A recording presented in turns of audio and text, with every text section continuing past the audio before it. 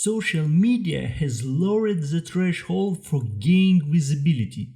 Now every school child can become a star and get their moment of fame.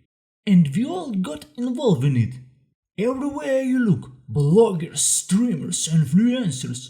It's no longer enough for people to be just a professional. You can't just work. Even if you are a professional in your field, you should still be active on social media. Subscribers, likes, streams.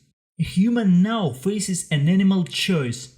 Either to become a magical unicorn and to shit a rainbow for everyone's amusement, or to be a workhorse and die working on a mortgage. But the most important magic in the fact that we are already quite unique by nature. Our talents and dreams do not need social approval. Someone from childhood dances well, sings or bakes pancakes. And we already have it. We don't need followers to do this and enjoy it. However, over time we grow up and face typical everyday problems. Work, loans, housing difficulties. And at some point all this also comes with an understanding that not everyone is destined to become a blogger. And what do we do in such a situation?